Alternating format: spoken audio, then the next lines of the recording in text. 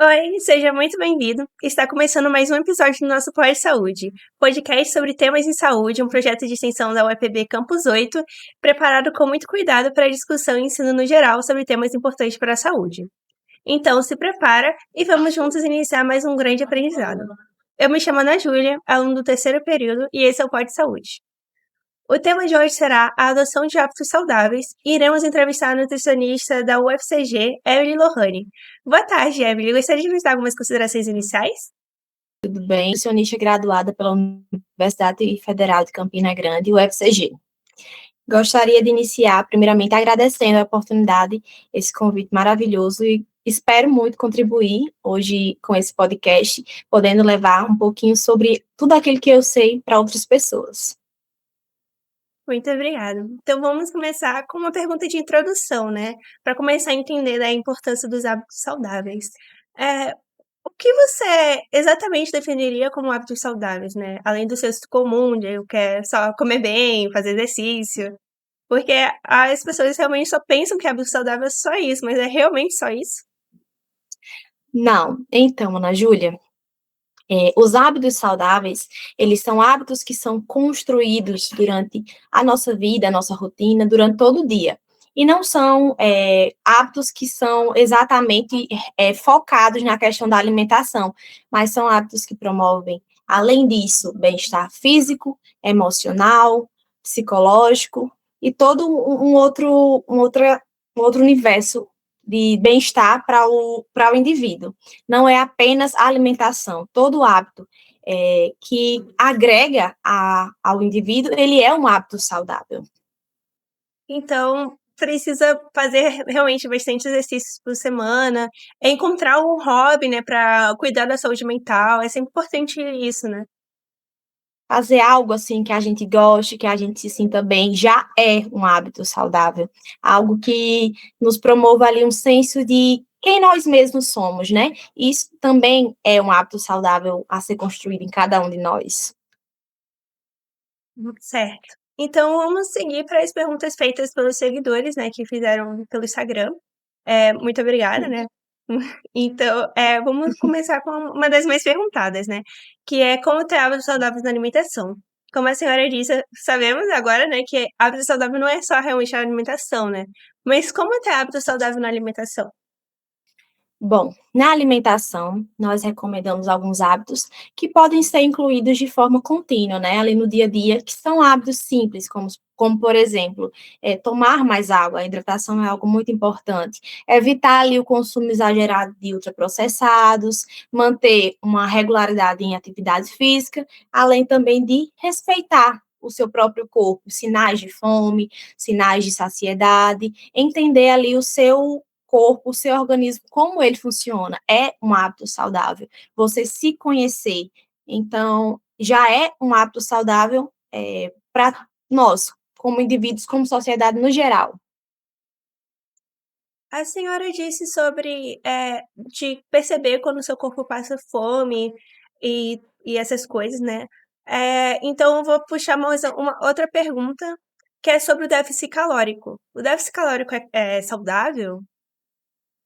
Então, não necessariamente, depende muito do indivíduo, do contexto onde esse indivíduo está inserido. Por exemplo, indivíduos saudáveis, adequados em peso, estatura, eles não necessitam de um déficit calórico. Um déficit calórico, ele é específico, por exemplo, para indivíduos que têm ali uma outra condição de saúde, como, por exemplo, um indivíduo que está em obesidade, que está em sobrepeso. Então, déficit calórico não necessariamente é algo saudável para todo mundo. Por isso que é importante a gente avaliar um profissional, avaliar o indivíduo para saber se ele realmente precisa desse déficit ou não, porque não é recomendado para todas as pessoas, porque um déficit, por exemplo, em uma pessoa que não está precisando, pode causar mais males do que benefícios, né? Pode causar uma descompensação hormonal, pode causar uma redução de massa muscular para esse indivíduo, que é uma perda desnecessária, que ele não precisa. Então, o que é que a gente busca? Individualmente avaliar essa pessoa e ver se ela realmente necessita desse déficit. Certo. E para as pessoas que têm como a senhora disse, obesidade, como que essas pessoas vão calcular esse déficit calórico? Bem, a literatura, ela nos traz, né, algumas fórmulas que são estimativas. A gente analisa o peso, a composição corporal desse indivíduo como um todo, percentual de gordura, além de também questão de mobilidade e todo um contexto no geral. E aí, através dessas fórmulas, a gente vai estimular ali se esse indivíduo precisa de um déficit. Inicialmente, a gente não recomenda déficits calóricos agressivos a ninguém, porque déficits calóricos agressivos, eles podem causar mais descompensações do que até mesmo benefícios. E aí, o que recomendamos é um déficit leve, e aí a gente vai adaptando e ajustando para trazer ali uma consistência e uma constância nos resultados. Porque, por exemplo, não adianta a gente adicionar a um indivíduo um déficit agressivo e esse indivíduo acabar nem dando continuidade, perdendo ali a massa muscular, que ele não deveria perder, que não é essencial para ele, e causando ali uma descompensação em outros sistemas, metabolicamente falando. E aí é algo que precisa ser avaliado, esse indivíduo ele precisa passar por uma avaliação e também uma orientação, não apenas do déficit, mas também comportamental, porque vai além de tudo isso, né? Certo. E para essas pessoas que têm a recomendação do nutricionista de fazer o déficit calórico, né? Porque é o ideal realmente procurar um nutricionista para fazer essas etapas. Essas pessoas que estão com déficit calórico e querem tomar um refrigerante sem açúcar, ainda pode ser considerado saudável, mesmo sendo zero açúcar? Então, mesmo quando é uma bebida, um refrigerante, ou até mesmo, sei lá, energéticos, que é muito utilizado, eles, mesmo sem calorias, essas bebidas, elas podem trazer ali prejudicar, na verdade, né, a saúde intestinal, pode prejudicar também a percepção do nosso paladar a estímulos de alimentos doces, pode afetar a nossa saúde bucal, pode também causar, por exemplo, algumas descompensações comportamentais, porque o nosso corpo, e principalmente o nosso paladar, ele é moldável. Então, mesmo sendo bebidas sem açúcar, eles utilizam, né, alguns açúcares artificiais, que ali não vão trazer calorias, mas que eles podem alterar no nosso paladar, fazer uma alteração no nosso paladar. E aí, mesmo sendo sem calorias, que muitas vezes é uma das preocupações das pessoas, mas são bebidas que têm, por exemplo, corantes, e mesmo assim, a gente sabe que não é recomendado, principalmente se for pessoas que fazem o uso contínuo, né? Todo dia toma ali o seu refrigerante. Então, para nenhum indivíduo, mesmo sem zero calorias, nós iríamos recomendar ou indicar esse tipo de bebida. Certo. Então, entrando mais nessa parte de açúcares, e afins, a parte de sobremesa, chocolate, pode comer toda semana? Tipo, não todo dia, que realmente não é o ideal, mas toda semana poder comer, assim, um ou outro. Então, hoje a gente consegue sim ajustar para que o indivíduo ele possa consumir um docinho ali em pequena quantidade durante o dia, isso levando em consideração todo o seu plano, todo o ajuste do plano desse indivíduo. E sabendo disso, a gente evita o exagero. Por exemplo, a gente evita colocar grandes porções, grandes quantidades. A gente costuma fracionar, porque o ideal não é assim excluir, porque muitas vezes uma das maiores dificuldades que os pacientes têm em aderir a um plano é quando o profissional ele exclui esses alimentos, desconsidera, por exemplo, que às vezes é um conforto emocional através da alimentação, e aí acaba excluindo. Então, por isso que existe, assim, um olhar mais sensível para conseguir adaptar a rotina, a realidade do indivíduo, esse docinho. Então, a gente busca sempre recomendar um equilíbrio. Exageros, a gente costuma não indicar, não recomendar, né? Porque um exagero aqui vai acabar descompensando ali até mesmo aquele plano que foi calculado, visando, por exemplo, uma meta específica, e esse indivíduo acaba exagerando, e aí ele já compromete ali aquele plano que foi elaborado. Sim. E essas dietas que são low carb, que são poucos carboidratos, São recomendadas comer poucos carboidratos na dieta? Bem, existe aí uma grande discussão, né, atual, porque muitas pessoas, até mesmo de forma indiscriminada, por conta própria, têm feito isso e esquece do papel dos carboidratos na nossa alimentação, que é principalmente fornecer energia. Quando a gente não analisa ali o contexto do nosso corpo, quando o profissional ele não nos avalia e a gente resolve cortar de uma vez, a gente nem sabe exatamente a quantidade ali que está cortando, se realmente esse carboidrato ele era necessário ser cortado. Às vezes ele só precisava ser ajustado, né? Ali na nossa alimentação. Então, não indicamos o corte de carboidratos, porque é a nossa principal fonte, o nosso corpo precisa, o nosso metabolismo, o nosso cérebro, ele funciona principalmente através da glicose fornecida através do carboidrato. A energia principal, a nossa fonte principal vem desses carboidratos. Então, é preciso ter uma atenção e uma orientação quando se vai fazer uma dieta assim mais restritiva nesse quesito. Então, você acharia melhor comer, por exemplo, um pão, em vez de um pão integral ou um arroz integral, seria melhor do que os normais? Então, o que acontece? Os grãos integrais, eles vão ter mais fibras, eles vão ter, por exemplo, mais vitaminas, porque eles vão passar menos pelo processo de refinamento, como, por exemplo, pães que são feitos a partir de farinhas refinadas, o arroz branco, que normalmente ele é polido, então ele passa por um processo de refinamento muito maior. Então, ele vai perder ali alguns minerais que são já intrínsecos desses alimentos, vão perder ali algumas vitaminas, e aí o que acontece? Não é que exista, né, uma banalização de, por exemplo, do pãozinho francês normal, do pãozinho de forma, não é que o pão integral, ou arroz integral, o macarrão integral, ele seja 100% melhor, vai de cada indivíduo.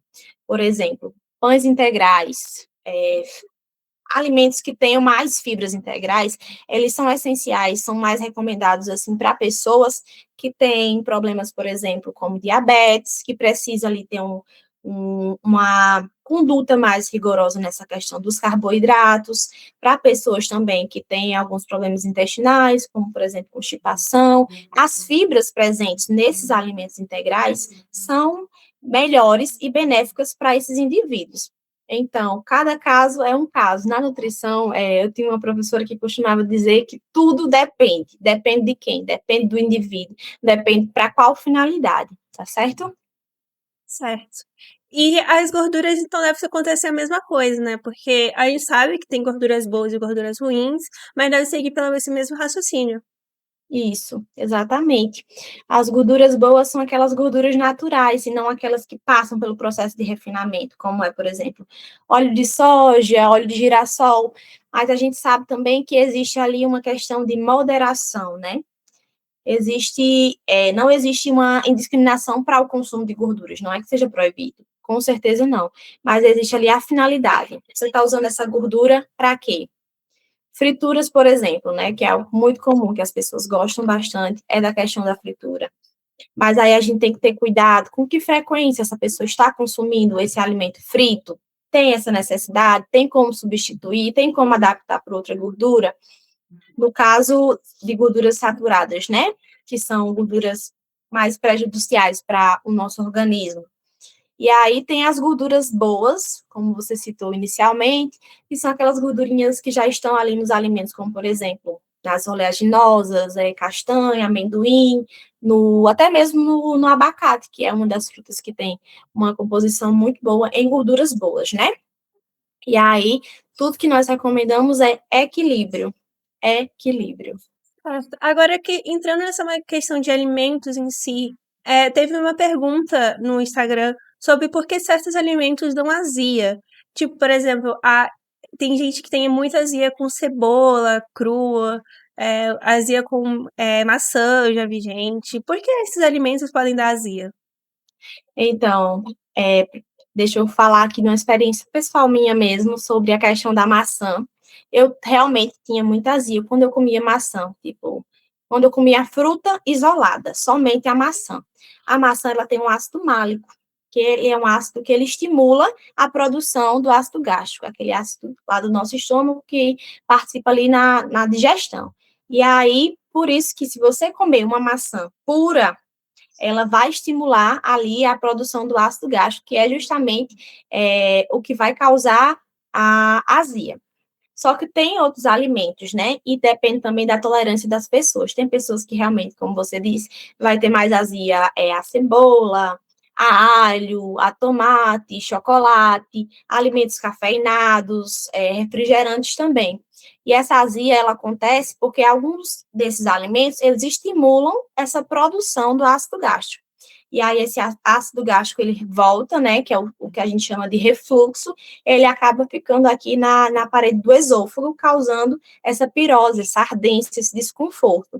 Então, alguns alimentos ácidos, eles tendem a causar a maior produção do ácido gástrico e causando, assim, a azia. Além disso, tem também uma questão muito individual, que são algumas pessoas, elas são mais sensíveis ou intolerantes a food maps, né, que são alguns alimentos que são fermentados e vão causando alguns desconfortos, tanto no nosso estômago quanto também no nosso intestino, tá certo? Certo. Então, o ideal às vezes é comer menos, não evitar realmente. Às vezes é bom comer, mas comer menos em pouca quantidade, né? Se você, por exemplo, o indivíduo ele já percebe ali que ele tem uma sensibilidade, né, aquela alimentação, até mesmo a condimentos, às vezes quando alguém prepara uma comida e você fica ali muito tempo com eructação, né, que são os famosos arrotos, e a gente sente que sai ali um certo odor. Então, é bom a gente já se atentar a isso, porque a gente sabe ali que se já está causando esse tipo de arroto, então é porque esse alimento, ele causou ali um desconforto. E a gente não precisa excluir totalmente, a gente pode ir testando a tolerância do indivíduo àquele determinado alimento. Pode ir reduzindo aos pouquinhos, colocando menos. E aí a gente vai testando e descobrindo até que ponto a gente tolera aquele alimento. Agora, entrando nessas partes das refeições, né? Tomar bebida durante as refeições, tomar uma água, tomar um suco, enquanto você come um almoço ou a janta, é prejudicial? Então, o que é que acontece? Comumente a gente não recomenda a ingestão de sucos, porque quando a gente faz ali o processamento, né? Porque normalmente os sucos a gente tem que triturar no liquidificador, a gente acaba perdendo ali as fibras daquela fruta, né? E a gente sabe que as fibras têm um papel intestinal muito importante. E não recomendamos tanto tomar o suco ou água durante a alimentação, porque pode causar ali uma distensão abdominal, que acaba aumentando ali o volume do estômago e pode causar desconforto para esse indivíduo. Então, não é que seja um hábito proibido, porém não é um hábito que deva ser incrementado todos os dias numa rotina. Certo. Então, tá sentindo sede, você pode tomar, mas não tomar tanto, assim, só pra parar um soluço ou pra parar aquela sede que tá sentindo. Isso, Certo. exatamente. Em questão de rotina mesmo, precisa fazer exercício toda semana, né? É recomendado realmente. Mas quanto de exercício tem que fazer por semana? Então, é algo que depende muito do indivíduo, porque nós sabemos que todo mundo tem, assim, uma rotina diferente, né? Existe ali uma adaptação do indivíduo de acordo com a rotina, mas algumas recomendações trazem que de 150 a 300 minutos de uma atividade moderada por semana, tá ótimo. Já para pessoas que são praticantes de uma atividade mais intensa, de 75 a 150 minutos já é suficiente. E aí o indivíduo ele tem que avaliar a disponibilidade dele para o exercício, quanto tempo durante a semana dele ele vai ter disponível. Não existe assim uma regra. O indivíduo ele tem que praticar tantas horas por dia, tantas horas por semana. Vai de acordo com cada indivíduo e com o tempo que ele tem suficiente para fazer aquela atividade. Mas é muito importante que ele faça, que ele se insira, por exemplo, em alguma atividade que ele goste, um esporte, algo que seja leve, que seja prazeroso e que traga esse estímulo realmente de levantar do sofá e sair ali do sedentarismo. Essas atividades que a senhora falou, que é, esporte, um tênis, um vôlei, poderia ser tipo uma caminhada, uma corrida também? Com certeza, poderia sim ser uma caminhada, uma corrida, principalmente, assim, pessoas que já têm esse hábito, ou até mesmo pessoas que não têm, né, podem começar, a sua caminhada no exercício físico por uma caminhada leve, caminha ali 30 minutos e por aí pode ir progredindo aos poucos, de acordo com a tolerância, com a energia dessa pessoa, e eles podem ir progredindo para outras atividades também, quem sabe depois uma musculação, treino de força, que é algo muito importante para o nosso desenvolvimento, tanto para construir como para manter a massa muscular, que é algo muito importante para a gente ter força para conseguir realizar as nossas tarefas. Isso é muito, muito importante. Que bom, assim, porque até que vai ser realmente fácil de introduzir isso realmente, porque eu já vi, pessoas falando: "Não, você tem que, começar com musculação pesada, tem que fazer aquela corrida intensa", mas é bom saber que você pode começar com uma caminhada simples que já vai ajudar o seu corpo, né.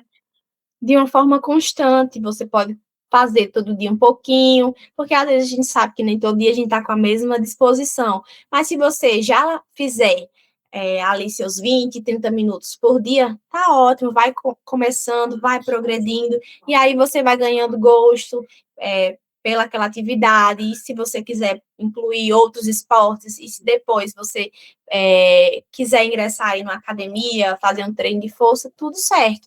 Isso aí vai de acordo com a sua preferência, mas é importante que você pratique algum tipo de atividade física, seja ela leve ou até mesmo uma atividade mais vigorosa, como corrida, academia, treino de força e etc.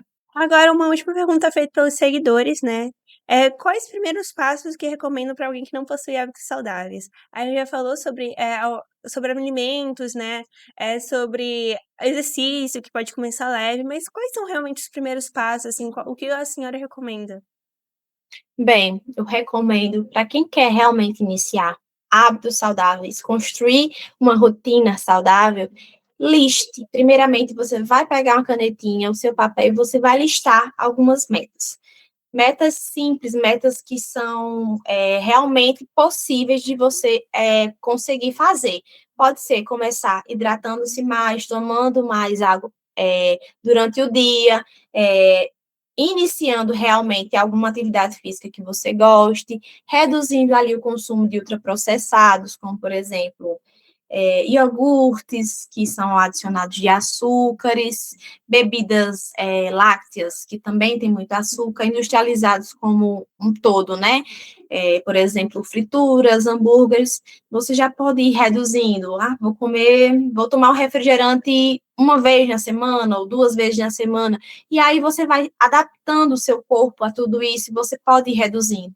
Quando você vê, você já cumpriu todas as metas, e aí você já vai conseguir manter isso a longo prazo. Primeiro, comece com metas realistas. Comece de pouquinho, né? Vai subindo ali os degraus, vai dificultando ali as metas de acordo com aquilo que você já conseguiu cumprir. Caso você tenha dúvidas ou você tenha, assim, por exemplo, uma patologia ou uma especificidade especial, aí você pode procurar um nutricionista ou algum outro profissional de saúde que possa lhe orientar melhor. Mas, a priori, você pode começar com metas. Construa metas, pequenas metas, metas possíveis que você realmente possa cumprir. Isso já é um grande passo para pessoas que não têm iniciar uma rotina saudável. Para finalizar, né, com chave de ouro, Evelyn, você quer dar uma palavra final, algum assunto interessante, que você acha pertinente falar para os espectadores, né, ou para os ouvintes? Claro, com certeza. Pessoal, mais uma vez eu gostaria de agradecer, né, pela oportunidade. E você que está em casa ouvindo esse podcast, eu gostaria de dizer: inicie hábitos saudáveis, não por modismo, porque todo mundo está fazendo, porque o seu vizinho agora está nessa vibe mais fitness, mas priorize a sua saúde, conheça a si mesmo, e a partir disso, elabore suas metas, coisas que você quer mudar em você, que você acha que você precisa realmente mudar, não por uma questão apenas estética, mas por uma questão de saúde. Avalie-se e veja realmente se vale a pena para você, se tudo isso faz sentido para você. E comece hoje mesmo a elaborar suas metas para você conseguir manter uma alimentação saudável, hábitos saudáveis, para que você possa melhorar o seu corpo físico como um todo e a sua mente, principalmente, porque a gente sabe às vezes que a alimentação, né, ela é muito importante em influenciar alguns neurotransmissores que são importantes para a nossa saúde mental, porque muitas vezes a gente acha que tudo é psicológico, muitas vezes a gente acaba nem percebendo que algumas deficiências que são causadas pela alimentação podem afetar a nossa mente. Então, comece a se avaliando, procurando uma orientação profissional, para que você consiga manter todo esse processo, sustentar esse processo e conseguir grandes metas, principalmente daqui para o final do ano. A gente está indo no comecinho do ano, então tem muito 2026 para rolar. E aí a gente pode terminar o ano melhor do que o ano de 2025, melhor do que quando a gente começou. E é isso. Obrigada. Obrigada por deixar a gente entrevistar a senhora, né? Quer deixar o seu Instagram para o povo seguir? Com certeza, pessoal, meu arroba é NutriLohane, tudo junto, NutriLohane. Primeiro que aparecer vai ser o meu. Certo, muito obrigada. A gente vai deixar o episódio por aqui. Obrigada por ouvirem, né, o podcast. E até o próximo episódio. Obrigada. Tchau, pessoal!